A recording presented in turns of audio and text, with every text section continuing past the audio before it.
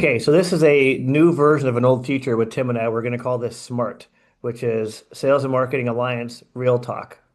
What do you think of that acronym? I think it was SMRT of us. SMRT of us. Okay, so listen, I know that most people only watch videos for 20 seconds, but you're going to want to listen to this whole idea. So we've been chatting now for several months, regular calls on a weekly basis, talking about what we're seeing in the marketplace and how we can help organizations. And I took 7 months worth of our chats that are recorded in Zoom, ran them through ChatGPT, and it came up with three common themes. And I want to let Tim read those off. Sure. So the first one is alignment, and we came at it from a sales and marketing perspective. But if you don't have your sales team and your marketing team aligned to delivering value for your customer, you're really going to run into problems and you're not going to be driving profitable revenue. Profitable This revenue. profitable revenue, there it is again. The second element that came through from Scott's work was clarity. How clear are you with the expectations, with the understanding of what's required internally and externally as well too? And then the final area was capabilities. And if you've listened to anything that Scott and I have had in previous videos or read anything that we posted on LinkedIn, we are both huge believers in the fundamentals, building the foundation. That's the core of the capabilities side.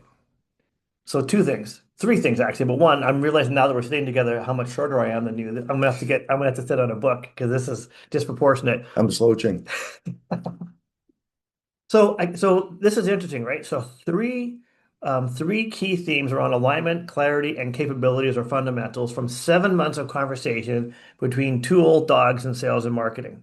So I guess the question then becomes, in your experience, Tim, what do you see as some of the benefits from organizations that have these things? So they've got good alignment between sales and marketing, they've got good clarity of roles, and they have those fundamentals, right? What have you seen are the benefits to companies who have that nailed? Well, if I can continue on with the theme of threes, there's three things that pop to mind for me on this one. The first one is when you have these three components working well, you don't have the revenue leakage. Revenue leakage, there it is. The second thing is that you don't lose momentum. In other words, once you start something, the new year, the new plan, a kickoff, new product, new sales activity, whatever it might be, everyone on board, everyone has that momentum to keep on going. And the third thing is when you have these fundamentals, things are going to happen in your marketplace.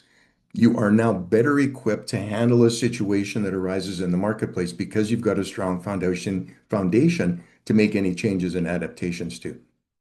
It's interesting, right? You know what? So to add to that, what I've seen as well is organizations that are working really, really hard, right? Particularly on the sales side, right? Everyone's out there just, busting their butts. They're working hard, putting in the hours, and they're not seeing the results. And one of the things that I'm really leaning into in 2026 is this idea of turning that effort into revenue. Mm. So really, I think the takeaway here is, are you aligned? Does everyone have a clarity of what their roles are and expectations? And are you really sound on those fundamentals? So how, in terms of the takeaway here, Tim, what would you ask people to think about after they've sat and listened to this? I feel like we're a couple of sportscasters, by the way, setting up the big game. But what would you say is the question that we want people to think about? I believe the main question, Scott, would be where would you rate yourself on a scale of 1 to 10 on each of these three areas? And it's, yes, I know we want to all believe that we have high scores and things like that.